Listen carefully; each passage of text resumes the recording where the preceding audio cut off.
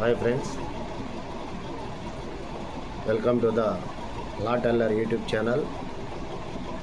ఈరోజు ఇప్పుడు నేను చెప్పబోయేది ఏంటంటే ఎఫ్ఐఆర్ అంటే ఏంటి, క్రిమినల్ కేసుల్లో కీలక పాత్ర పోషించేటువంటి section 154 of CrPC. 154 of the CrPC whole ఇండియాలో ఎక్కడైనా కానీ పోలీస్ స్టేషన్లో కేసు అయిందంటే దాన్నే ఎఫ్ఐఆర్ అంటారు. ఎఫ్ఐఆర్లో పోలీస్ స్టేషన్లో ఏదైనా క్రిమినల్ కేసులకు సంబంధించి నేరం జరిగితే ఫస్ట్ ఆఫ్ ఆల్ దాన్ని పోలీసు వారు కంప్లైంట్ తీసుకుని ఫస్ట్ ఇన్ఫర్మేషన్ రిపోర్ట్, ఎఫ్ఐఆర్ అంటే first information report, section 154 of CrPC. CrPC 154 ప్రకారం ఎఫ్ఐఆర్ ఎప్పుడైతే సదరు ముద్దాయిపై రిజిస్టర్ అయ్యిందో దాన్నే ఎఫ్ఐఆర్ అంటారు. ఆ ఎఫ్ఐఆర్ అనేది బెయిల్బుల్లా నాన్ బెయిల్బుల్లా అనేది తర్వాత సంగతి. ఇప్పుడు నేను నీకు ఎఫ్ఐఆర్ గురించి, ఎఫ్ఐఆర్లో ఉన్నటువంటి కొన్ని మెలకువల గురించి, ఎఫ్ఐఆర్ అంటే ఏంటి అనే దాటి గురించి చెప్తానండి. ఈ ఎఫ్ఐఆర్ అనేది ప్రతి క్రిమినల్ కేసుల్లో పోలీస్ స్టేషన్లో కట్టేదాన్ని ఎఫ్ఐఆర్ అంటారు. ఫస్ట్ మనము జీరో ఎఫ్ఐఆర్ అంటే ఏంటో తెలుసుకున్నాం. ఎఫ్ఐఆర్ కట్టిన తర్వాత అందరికీ చాలామందికి తెలియని సందేహం ఏంటంటే జీరో ఎఫ్ఐఆర్ అంటే ఏంటి సార్ అని చాలామంది అడుగుతూ ఉంటారు. జీరో ఎఫ్ఐఆర్ అంటే సపోజ్ కంప్లైనెంట్ విజయవాడలో ఉంటారు, అలాగే negative place complainant negative place వచ్చి విజయవాడ. ఆయన వేరే పని మీద బెంగళూరు, హైదరాబాదు వేరే ఏరియాలకు వెళ్ళినప్పుడు వారి ఇంటికాడ అంటే నెగిటివ్ ప్లేస్లో ఏదన్నా దొంగతనం లాంటియో, ఏదన్నా గొడవలు లాంటియో, సైట్కి సంబంధించిన ఏదన్నా వాళ్ళ ఇంటికాడ ఏదన్నా నేరం జరిగితే దాన్ని ఆ ఇంటి ఓనరు వేరే ఏరియాలో వేరే ప్లేస్లో ఉంటాడు కాబట్టి ఆయన ఫర్ ఎగ్జాంపుల్ హైదరాబాద్లో ఉన్నాడు అనుకో, అక్కడ ఆయన ఉండే లోకల్ పోలీస్ స్టేషన్కి వెళ్ళి ఫలానా నా హౌసు విజయవాడలో ఉంది, ఫలానా ఇలా దోపిడీకి దొంగతనానికి డకాయిటీకి గురైంది కావున ఎఫ్ఐఆర్ కట్టి కేసు నమోదు చేయగలరని చెప్పి నేరం ఎక్కడ జరిగితే ఆయన వెళ్ళి ఆయన ప్రస్తుతం ఉన్న హైదరాబాద్లో ఆయన ఉన్న లోకల్ ఏరియా పోలీస్ స్టేషన్లో కంప్లైంట్ ఇస్తారు. కంప్లైంట్ ఇచ్చినప్పుడు ఆ లోకల్ ఏరియా ఈయన ప్రస్తుతానికి ప్రజెంట్ ఎక్కడైతే ఉన్నాడో, ఈయన ప్రజెంట్ కంప్లైంట్ ఎక్కడైతే ఇచ్చాడో ఆ లోకల్ ఏరియా పోలీసులు ఈయన హౌస్ ఎక్కడ ఉందో, నేరం ఎక్కడ జరిగిందో ఈ నెగిటివ్ ప్లేస్లో ఆ ఏరియా పోలీసులకి ఫోన్ చేసి ఇన్ఫర్మేషన్ కనుక్కొని అవును ఎఫ్ఐఆర్ నేరం జరిగింది అనేది పోలీసు వాళ్ళు కన్ఫర్మ్ చేసుకున్న తర్వాత అక్కడే ఎఫ్ఐఆర్ కట్టి ఆయన ఎక్కడైతే ప్రస్తుతం ఏరే పని మీద వెళ్ళుండే ఎక్కడైతే కంప్లైంట్ ఇచ్చాడో అక్కడైతే ఎఫ్ఐఆర్ కట్టి దాన్ని నేరం జరిగిన ఈయన సొంతూరు నేరం జరిగిన పోలీస్ స్టేషన్కి ఆ ఎఫ్ఐఆర్ని ట్రాన్స్ఫర్ చేస్తారు. దాన్నే జీరో ఎఫ్ఐఆర్ అంటారు. రెండోది, ఈ జీరో ఎఫ్ఐఆర్ అనేది మన ఉండే ఏరియాలోనే కాకుండా మనం ఎక్కడున్నా కానీ ఏ ఏరియాలోకి వెళ్ళినా కానీ మన ఇండియాలో ఆ ఏరియాలో ఏదన్నా గొడవ జరిగిన ఏరియాలోనే కంప్లైంట్ ఇవ్వాలి. అక్కడ నుండి కాదు కూడదు, మీది ఈ ఊరు కాదు, మీరు అక్కడికి వెళ్ళి మీ ఊరే వెళ్ళి కంప్లైంట్ ఇవ్వండి, అక్కడే ఇవ్వండి అని అంటే కుదరదు. దాన్నే జీరో ఎఫ్ఐఆర్ అని అంటారు. ఈ జీరో ఎఫ్ఐఆర్ని 2012లో వర్మ కమిటీ అనేది జస్టిస్ వర్మ అనే ఆయన గొప్ప పెద్ద ఆయన ఆ వర్మ కమిషన్ అనేది వేసి ఆ వర్మ కమిషన్ సిఫార్సు మేరకు ఈ జీరో ఎఫ్ఐఆర్ అనేది 2012లో స్టార్ట్ అయింది ఫ్రెండ్స్. మనం దేశంలో ఎక్కడుండైనా సరే మనం ఉన్న చోట నుండి మనం ఉన్న పోలీస్ స్టేషన్ పరిధిలో కంప్లైంట్ ఇవ్వచ్చు. ఆ కంప్లైంట్ని మన ఏరియాకి ట్రాన్స్ఫర్ చేసుకోవచ్చు. దాన్నే ఎఫ్ఐఆర్ అంటారు ఫ్రెండ్స్. అలాగే చాలామంది పోలీస్ స్టేషన్లో కేసులు పెట్టేటప్పుడు ఆ నేరంలో సంబంధం ఉండా లేకపోయినా, ఆ ముద్దాయికి ఆ నేరంతో సంబంధం ఉండా లేకపోయినా కొన్ని కక్ష సాధింపు చర్యలు చేస్తూ ఉంటారు. అతను కూడా ఎఫ్ఐఆర్లో కేసులు ఇరికిస్తే పోద్ది అనేది ఇటువంటివి కొంతమందిని కొన్ని ఎఫ్ఐఆర్లో ఫాల్స్గా ఆ ఎఫ్ఐఆర్లో ఇంప్లీట్ చేయడం జరుగుతుంది. అంటే ఫాల్స్గా ఆ క్రైమ్లో ఇన్వాల్వ్ చేసి అతను కూడా ఉన్నాడు, అతను కూడా ఈ నేరంలో భాగస్వామి అని చెప్పేసి ఫాల్స్గా కూడా కొంతమందిని క్రిమినల్ కేసుల్లో, పోలీస్ స్టేషన్ కేసుల్లో ఫాల్స్గా ఇంప్లీట్ చేస్తారు.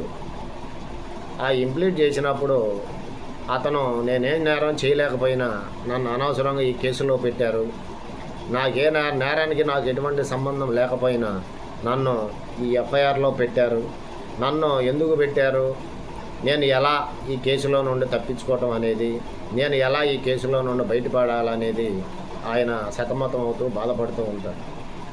అనవసరంగా కేసులో నన్ను ఇరికిచ్చారు. అటువంటప్పుడు మీరు ఎవరైతే అక్రమంగా ఫాల్స్లీగా ఎఫ్ఐఆర్లో కేసులో ఇరికించారో, ఇంప్లీట్ చేశారో దానికి మీరు బాధపడాల్సిన అవసరం లేదు.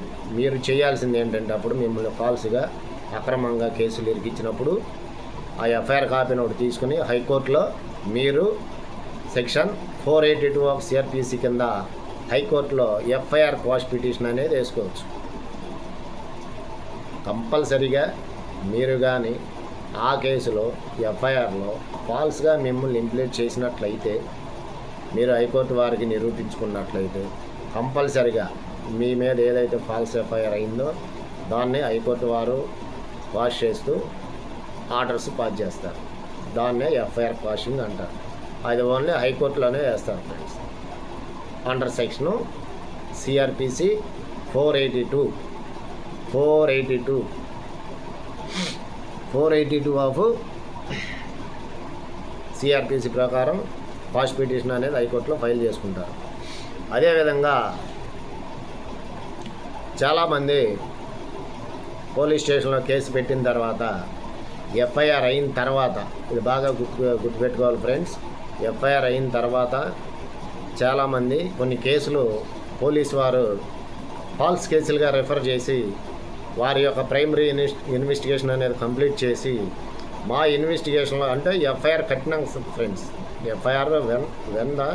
ఎఫ్ఐఆర్ ఎప్పుడైతే రిజిస్టర్డ్ అయిందో అప్పుడు పోలీసు వారు ఇన్వెస్టిగేషన్ అనేది చేస్తారు. ఆ ఇన్వెస్టిగేషన్లో పోలీసు వారికి ఈ కంప్లైంట్ అంటే ఈ యొక్క నేరం సరైంది కాదు, ఇది ఫాల్స్ కేసు, అసలు అక్కడ ఏమీ జరగలేదు, ఈ కంప్లైంట్ ఇచ్చిన కేసులో సంబంధించిన డీటెయిల్స్ ఏవి అక్కడ కేసు ఏది జరగలేదు, ఇది ఫాల్స్ కేసు, కావాలని వీళ్ళు ముద్దాయిలపై ఫాల్స్ కేసు పెట్టారని చెప్పి పోలీసు వారు భావించినప్పుడు, పోలీసు వారు అంటే station house officer, station house officer అంటే పోలీస్ స్టేషన్ అధికారి అనమాట. ఆయన స్టేషన్ హౌస్ ఆఫీసర్ అంటారు ఆయన్ని, sub inspector of police.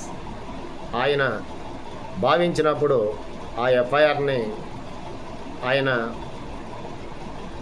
Cancel చేయలేడు. ఎఫ్ఐఆర్ని రిజిస్ట్రేషన్ చేసే రిజిస్టర్డ్ అయిన ఎఫ్ఐఆర్ని క్యాన్సిల్ చేసే అధికారం పోలీస్కి, ఎస్ఐకి లేదు ఫ్రెండ్స్. దానికి ఈయన ఏం చేస్తారంటే సబ్ ఇన్స్పెక్టర్ గారు, స్టేషన్ హౌస్ ఆఫీసర్ గారు ఇన్వెస్టిగేషన్ కంప్లీట్ చేసి నా ఇన్వెస్టిగేషన్లో ఈ కేసు ఫాల్స్ అని తేలిందని చెప్పేసి రిపోర్ట్లు, స్టేట్మెంట్లు రికార్డ్ చేసి ఆ రిపోర్ట్ని ఈ కేసుని ఫాల్స్గా రెఫర్ చేయండి అని చెప్పి ఆ ఏ పోలీస్ స్టేషన్లో అయితే ఆ ఎఫ్ఐఆర్ రిజిస్టర్డ్ అయిందో ఆ పోలీస్ స్టేషన్ ఉన్న కోర్టు పరిధికి, మేజిస్ట్రేట్ కోర్టుకి ఆయన యొక్క రిపోర్ట్లు పంపించి ఆ కేసుని ఫాల్స్ కేసుగా సెక్షను కోర్టు పంపిస్తారు. ఆయన రిపోర్ట్లు ఫాల్స్ కేసు అని చెప్పి కోర్టు పంపించినప్పుడు ఆ కన్సర్న్ మేజిస్ట్రేట్ గారు సెక్షన్ 169 ఆఫ్ ద సిఆర్పిసి ప్రకారం ఇన్వెస్టిగేషన్లో పోలీసు వారు అంటే ఐఓ అంటారులే, ఇన్వెస్టిగేషన్ ఆఫీసర్ ఫాల్స్గా ఈ కేసును రిఫర్ చేశారు కాబట్టి ఆ ఎఫ్ఐఆర్ని ఫాల్స్ కేసు అని చెప్పేసి ఏ సబ్ ఇన్స్పెక్టర్ గారు ఫాల్స్ కేసు అని చెప్పేసి మేజిస్ట్రేట్ కోర్టుకి రిపోర్టులు సబ్మిట్ చేశారో ఆ కన్సర్న్ మేజిస్ట్రేట్ గారు ఆ ఎఫ్ఐఆర్ని అది ఫాల్స్ అని ఆ పూర్వపరాలు పరిశీలించి ఆ సబ్ ఇన్స్పెక్టర్ ప్రొడ్యూస్ చేసినటువంటి ఫాల్స్ సంబంధించినటువంటి డాక్యుమెంట్లు స్టేట్మెంట్లు అన్నీ చూసుకుని ఆయన కూడా నమ్మి ఆయన కూడా ఇది ఫాల్స్ కేసు లాగానే ఉందని భావించినప్పుడు మాత్రమే సెక్షన్ 169 ఆఫ్ ద సిఆర్పిసి ప్రకారం కన్సర్న్ మేజిస్ట్రేట్ గారు ఆ కేసుని ఫాల్స్గా రిఫర్ చేసి ఆ ఎఫ్ఐఆర్ని క్లోజ్ చేసేస్తారు ఫ్రెండ్స్. ఈ ఎఫ్ఐఆర్ని క్లోజ్ చేసినప్పుడు కంప్లైనెంట్ ఏం చేయాలంటే అయ్యో పోలీస్ వారు కోర్టు వారు నా ఎఫ్ఐఆర్ని ఫాల్స్ కేసుగా రిఫర్ చేశారు, నా ఎఫ్ఐఆర్ని తీసేశారు అనేది బాధపడకుండా దానికి కొంత టైం ఉంటుంది. ఎఫ్ఐఆర్ని వెంటనే క్లోజ్ చేసిన తర్వాత జడ్జి గారు కంప్లైనెంట్ అదే కోర్టులో ఏ మేజిస్ట్రేట్ కోర్టు అయితే ఎఫ్ఐఆర్ని ఫాల్స్గా ట్రీట్ చేసి తీసేసిందో అదే కోర్టులో కంప్లైనెంట్ ప్రొటెస్ట్ పిటిషన్ అనేది మనం కన్సెంట్ మేజిస్ట్రేట్ కోర్టులో ఫైల్ చేసుకోవాలి. ఫైల్ చేసుకుంటే దాన్ని జడ్జి గారు కంప్లైంట్గా స్వీకరించి జడ్జి గారికి ఈ ప్రొటెస్ట్ పిటిషన్లో ఈ కంప్లైంట్ ఇంకేమైనా ఎవిడెన్స్ ఉంటే ఫర్దర్ ఎవిడెన్స్ ప్రొడ్యూస్ చేస్తే దాన్ని దృష్టిలో పెట్టుకుని ఆ ప్రొటెస్ట్ పిటిషన్ అలౌ చేస్తారు ఫ్రెండ్స్. అది ఎఫ్ఐఆర్ జడ్జి గారు రిజిస్ట్రేషన్ అయిన ఎఫ్ఐఆర్ని క్యాన్సిల్ చేసే అధికారం సబ్ ఇన్స్పెక్టర్ గారు ఇచ్చినటువంటి ఇన్వెస్టిగేషన్ రిపోర్టు ఫాల్స్ అని సబ్ ఇన్స్పెక్టర్ గారు ఒక ఫాల్స్ అని రికార్డులను తయారు చేసి స్టేట్మెంట్లను రికార్డ్ చేసి దాన్ని కన్సర్న్ మేజిస్ట్రేట్ కోర్టు పంపించినప్పుడు ఆ రికార్డును మొత్తాన్ని పరిశీలించిన తర్వాత జడ్జి గారు ఫాల్స్ అని భావించిన తర్వాత సెక్షన్ 169 ఆఫ్ సిఆర్పిసి ప్రకారం ఆ యొక్క ఎఫ్ఐఆర్ని క్లోజ్ చేస్తారు. దానికి కంప్లైనెంట్ ప్రొటెస్ట్ పిటిషన్ అనేది వేసుకోవచ్చు ఫ్రెండ్స్, అది గుర్తుపెట్టుకోవాలి. అదేవిధంగా ఎఫ్ఐఆర్లో 2 రకాలు ఉంటాయి. ముందు ఎఫ్ఐఆర్ రిజిస్ట్రేషన్ చేసిన తర్వాత ఎఫ్ఐఆర్లు అనేవి 2 రకాలు ఉంటాయి అన్నమాట. ఎఫ్ఐఆర్ అనేది ఒకటే, ఫస్ట్ ఇన్ఫర్మేషన్ రిపోర్ట్. దాంట్లో 2 రకాల కేసులు ఉంటాయి, cognisable, non cognisable. Non cognisable అని 2 కేసులు ఉంటాయి ఫ్రెండ్స్, 2 ఎఫ్ఐఆర్లు ఉంటాయి. కాగ్నిజబుల్కి ఒక పనిష్మెంట్ ఉంటుంది, నాన్ కాగ్నిజబుల్ అఫెన్స్కి ఇంకా పనిష్మెంట్ ఎక్కువ ఉంటుంది, పనిష్మెంట్ వేరే రకంగా ఉంటుంది. అలా ఉంటాయి ఫ్రెండ్స్. అలాగే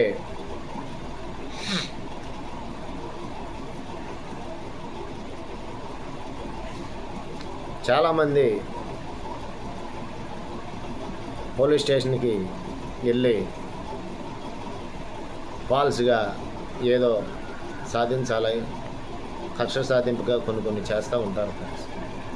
వాటిని ఇన్వెస్టిగేషన్ ఆఫీసర్ గారు, కోర్టు వారు అంతా చూస్తూ ఉంటారు, గమనిస్తుంటారు. ఆ ఇచ్చిన రిపోర్టుల ప్రకారం దాన్ని న్యాయం అనేది కంపల్సరిగా కంప్లైనెంట్కి జరుగుద్ది.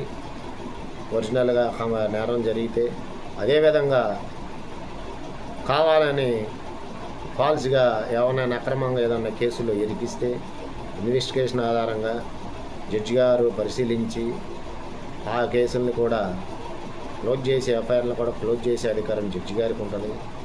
కావున ఫ్రెండ్స్, ఈ ఎఫ్ఐఆర్లో సంబంధించి ఎఫ్ఐఆర్ అంటే ఏంటి, జీరో ఎఫ్ఐఆర్ అంటే ఏంటి, ఎఫ్ఐఆర్ వాష్ అంటే ఏంటి, ఎఫ్ఐఆర్ ఎన్ని రకాలు ఉంటుంది, ఇవన్నీ ఈ వీడియోలో చెప్పడం జరిగింది ఫ్రెండ్స్.